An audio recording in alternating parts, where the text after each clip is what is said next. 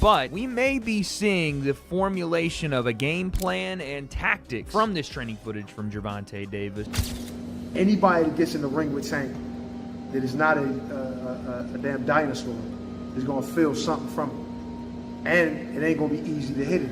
Gervonta Tank Davis has shocked the boxing world after new training clips showed a scary transformation before his fight with Jake Paul. The unbeaten star looks stronger and more explosive than ever, showing off a bigger, more muscular build and serious power. Fans say this is the most dangerous version of Tank yet, and Jake Paul might be walking into the ring against a monster in peak shape.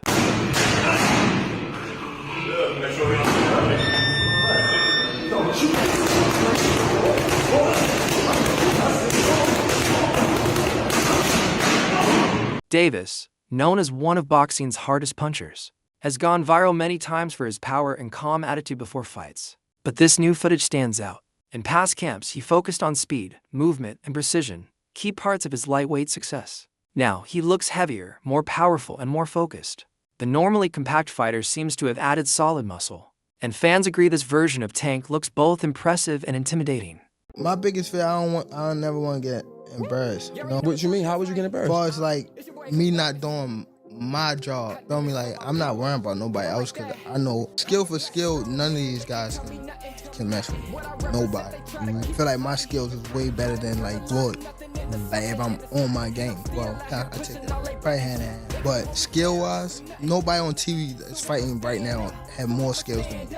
Nobody. Like talking about top to bottom list of fighters that's fighting on TV. So what that got to do with you being, I guess, embarrassing? Like, cause again, we seen you make posts on a story like the fight not happening. Like, cause I don't never want to like me not doing my job like all the way, like me not training all the way, me not, you know. So that's what made me like. So I was supposed to been in camp, you know, and I wasn't in camp. So it was like, all right. oh, okay.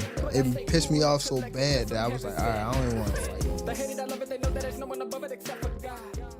Former boxer Eddie Chambers warned Jake Paul not to underestimate the smaller but more skilled Davis. Chambers admitted Jake has more size and strength, but said Tank's speed, timing, and knockout power make him one of the most dangerous fighters pound for pound. If you're not a beast yourself, Tank will make you look bad, Chambers said. He added that Jake's size won't save him if Davis lands clean, making this fight about skill over bulk. That something like this can happen, but this is social media, this is what is created. There's a lane that Jake Paul has created. Honestly, I'm not mad at him for it. He's gotten a lot of fighters and, you know, actual fighters some shine. It also has done for women's boxing a lot. So I'm not mad at him for what he's been in boxing, what he's created. This is a little crazy right here. This is a little crazy. And a lot of people will say, Tank is too small. Let me tell you something. Anybody that gets in the ring with Tank that is not a damn dinosaur is going to feel something from it. And it ain't going to be easy to hit it. Got boxing IQ. He may not sound like an intellectual guy when you hear him talk, but he knows the ring inside and out. So there's nothing that Jake Paul can do aside from make it extremely ugly by grabbing him and probably trying to throw him to the ground. I don't know what else, bite him. I don't know, but I mean, the skill level alone. Now, of course, there is a size difference, a height difference, and all that. But he's just going to struggle so much landing a shot. You know, it's just going to look bad. To me, this is the way I see it. It's going to look bad. Tank is going to be too fast. And the punch, I believe, I'm not saying it's going to knock him out or, you know, but he's gonna feel it. Davis sent a chilling warning ahead of his fight with Jake Paul, saying he could knock out a 300-pound man with no fighting experience. Known for his speed and explosive power, Tank wasn't exaggerating. If he doesn't know how to fight, I can beat him, Davis said. Skill beats size every time. He explained that boxing is about timing, accuracy, and intelligence, not just strength. Even a much bigger man, he said, couldn't match his speed, technique, and power. What do you think is the minimum weight of someone that could beat you in a fight? Minimum weight? Yeah. Right. Someone's like 250. Yeah, probably like 250, 220 or some shit like that. With no experience? Yes, sir. Someone with no experience? Yeah. Yeah. No, hell no. They gotta have experience to beat me. No, but like a 300 guy, no experience. You think Nah, you could beat him? I'm whooping that ass. Yeah. I'm whooping that ass for sure. Even with Davis's scary new training clips and bigger build, Many still think he's too small to beat Jake Paul. Standing just 5 feet 5 inches and fighting mostly at lightweight, Tank gives up major height, reach, and weight to Jake. Critics say no matter how strong Davis looks, physics still matters. Paul's 190-pound frame can take more punishment, and Davis may struggle to hurt him like he does smaller opponents. All of a sudden, we want to know, who will win in this fight? Jake Paul or Tank Davis? It's a legit question. And I actually want to really hear your thoughts on who do you think is going to win. Because I know what Vegas is saying, but I want to know what you think. You got Personally, I think Tank too little, bro. Yo, I think Tank too little. I'm so glad you have a brain on your fucking shoulder. I think Tank too little. I said, bro. I think Tank's too little. That's what I'm saying. That weight class is for a reason. Davis that weight class is for a reason. 5'5", 135 pounds. Jake Paul is 6 feet, 205 pounds. That's what I'm saying. Bro. He's 6'1", 205. Everybody's like, yeah, bro, but Tank it only takes one good punch. Yes, it takes one good punch when you're about the same size. There's a 60, 70-pound difference in weight in these people. I don't think nobody puts the physics in mind. Jake Paul gets punched in the face by dudes 200 pounds with all their might on a weekly basis. A 135-pound puncher, bro. If y'all remember the Mayweather versus Conor McGregor fight, Conor walks around like 180 on the regular. He's like 5'9", 180. Mayweather's like 5'7", 145.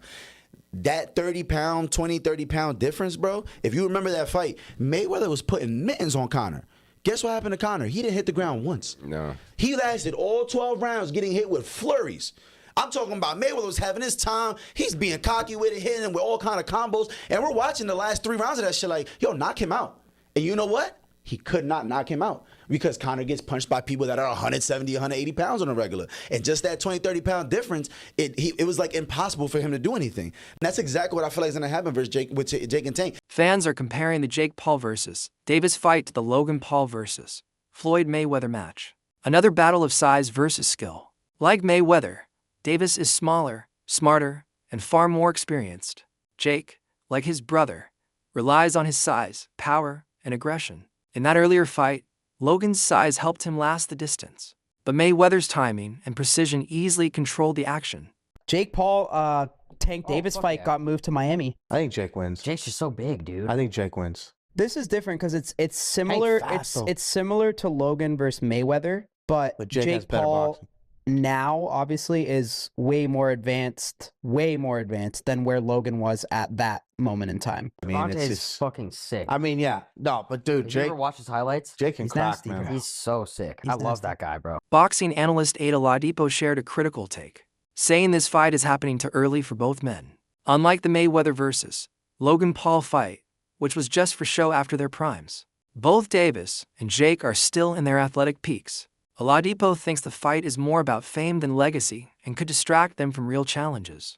He said it would have made more sense later in their careers right now. It risks slowing their progress in the sport. Whether you agree with it or not, Gervonta is considered the #1 lightweight in the world. And it's a division that includes Shakur Stevenson, a lot of young guns coming up. I'm not any more sure if it's going to include Keyshawn Davis, but it's a hot division. He's considered #1 in that division. Like, that's why I kind of find this a bit, don't know. Like, there are challenges out there for Gervonta. There are big money fights out there for Gervonta. We want to see Gervonta in those fights. Again, I don't know how many fights people want to see AJ in, just to make the AJ Jake Paul comparison. One, as far as I'm concerned, that was Tyson Fury. I don't really have any interest in seeing an AJ in any other more fights. Whereas Gervonta Davis, I wanted and still do want to see him in so many more fights. So, yeah, it's kind of weird. These exhibition things are, like, really and truly, they should all be when your career's done. Like, when you think of Floyd versus Logan Paul, it's done, right? Floyd versus Conor. Did he have one more after? Was that it? I can't even remember. But it was right at the end. It was done. Right at the end. Even if it wasn't. Right at the end. These guys having these exhibition fights in between what is the peak of their career is kind of weird for me. Very, very weird. And then it isn't even comparable to Ngannou Fury, because at least these guys were the same size. Like, Jake Paul is a 215, 220 pound guy. I don't know what he walks around at. Gervonta fights at 135. I'm guessing he walks around about 155. At the press conference, Jake Paul talked about his big physical edge, his height, reach, and power. He said Tank's close-range fighting style leaves openings he can attack with long, heavy punches. Still, Jake admitted that beating Davis won't make him a top boxer overnight. He said this fight is another test, a chance to prove he belongs among elite fighters, not instant greatness. His words showed confidence but also realism, wanting to earn respect, not just headlines. I would say a lot of things, but I think first and foremost is going to just be my reach, my size, being able to keep him away. I think there's a lot of holes in his defense that a lot of people haven't exposed before, and he's a great fighter, one of the best. I'm excited. He's elevating me to a new height. He's making me push myself to my limits. I'm more locked in than ever. But at the end of the day, I know I'm going to be able to come out on top and outbox the guy who's been doing it for 7 times as long as me. Jake just said that Tank has been boxing for 7 times as long as Jake has been boxing. They started out this press conference by saying Jake started boxing 5 years ago. So 7 times 5 is 35. Tank is what, 30? Jake Paul didn't hold back, saying he's not scared of Gervonta Davis at all. He even claimed that if they met on the street, he'd shake him upside down. Paul said his size and strength give him the edge, calling Tank too small to scare me. The comments spread fast online, firing up both fan bases, while Davis keeps focused in the gym. Jake keeps talking, saying he'll prove power beats skill. With both men confident and trash-talking, fans expect an explosive clash when the bell rings. He's a 5'8" little peon. If we were in the streets, I would grab that little ginger and smack him upside the head and make him forget who the fuck he was. People don't realize I'm a real killer. I really fucking do this shit. YouTube this, YouTube that, Disney that. This shit is not a joke. I'm knocking out the best of the best, beating all of these people time in and time again. And it's about time that you old heads and all these fucking boxers who think they know about the sport put some respect on my name. The size gap between Davis and Paul is massive, raising questions about fairness and safety. Tank usually fights at 135 to 140 pounds, while Paul could weigh over 110 pounds on fight night. The catch weight is set at 195, but Jake will likely rehydrate much heavier. That's nearly a 70-pound difference, like a lightweight fighting a heavyweight. Experts note similar cases in history, like David Haye beating 7-foot, 316 lb Nikolai Valuev in 2009 despite a 100 lb difference. This is a tiny man, 5'5" and I reckon his in-the-ring weight is somewhere around 145 to 150 pounds. Meanwhile, Jake Paul is around 6 foot. We're not quite sure. I think he says he's 6'1" or 6'2". I've heard other people saying I think he's closer to 5'11", 6 foot. But the point is he's a much, much taller man. And in the Mike Tyson fight, he was over 220 pounds. So the size difference is massive. This fight's been made at 195-pound catch weight. But after Jake's rehydrated, assuming there's no rehydration clause, which I don't believe there is, he'll probably weigh around 215 pounds in the ring. That means there's a sort of a 60 to 70-pound difference between the two men in the ring on fight night, which is absolutely enormous. There are weight classes for a reason in boxing, and this is the sort of thing that is typically not allowed or permitted. And like I said in my intro, it goes to the heart of that key question in boxing, which is how big is too big? It's the reason that the pound-for-pound list exists, where we kind of imagine if everybody was the same size, who's the best, who's number one? And it's a debate that rages on and on and on. And so when I see a fight like this, I think the hardcore boxing fans, generally speaking, have felt frustrated by it. Yes, because we want Gervonta Davis as part of the actual sport, competing for world titles against the other elite guys in his weight class. But also because if he gets knocked out and loses to Jake Paul, it creates this illusion that Jake Paul's much better than he actually is. And so I guess the question for me is, can Gervonta Davis beat Jake Paul, or will Jake Paul simply be too massive? Can Jake Paul use his size, or will Gervonta Davis simply be too skilled? What's the answer here? And in trying to answer this, I looked to history. And there's one fight that immediately popped out of my mind, and I thought, I wonder what the size difference was there. In fact, it may even be more significant. And it was, and the small guy won. Some of you might be thinking about it right now. It's when David Haye took on the monster, the absolutely ginormous human being, Nikolai Valuev. I think it took place around 2009. So at the time, I was literally a teenager. I didn't have a clue what I was looking at, and I'd fully bought into this David versus Goliath story. But I think it's an excellent example here to draw comparisons between the Gervonta Davis-Jake Paul fight to try and understand whether or not this is a good template and blueprint to try and predict and understand what the size difference might look like in the ring. Now, David Haye was 6'3" and was 217 pounds for the Valuev fight. Even though Valuev was much bigger, Haye used his speed, timing, and movement to outbox him and win on points. The fight became a modern David versus Goliath story. Analysts say this shows how Tank Davis might still beat Jake Paul despite being smaller. If Davis uses his elite technique, timing, and defense, he could overcome Jake's size. proving once again that skill and smart boxing can beat raw power.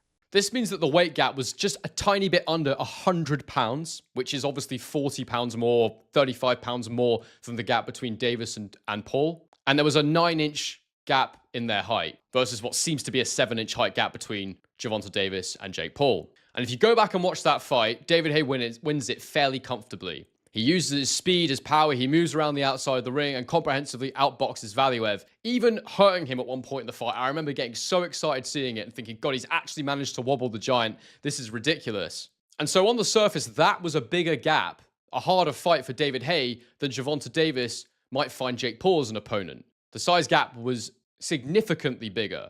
And Nikolai Valiev was a guy who won over 50 fights. You know, this was an actual competitive heavyweight boxer who'd beaten some decent names. Streamer Adin Ross says Jake Paul will shock the world against Gervonta Davis. He argues that people who doubt Jake just don't understand boxing. Ross says Jake keeps improving and now has the skills to challenge real champions. Paul has also proven he's clean by passing random USADA drug tests before the fight, silencing rumors about steroids. He said, "No excuses," claiming his strength and endurance are natural. Jake sees this fight as proof that his success is real, not artificial. For all of you Karens who accuse me of being on steroids as the reason for winning all of my fights, we have the strictest drug testing possible for this match. U.S. Anti-Doping Agency. Random drug tests at any moment. Oh look, they're here now. Hey USADA, me in the car. Looking good. See if you're on steroids. Clean as a whistle, contrary to what they say.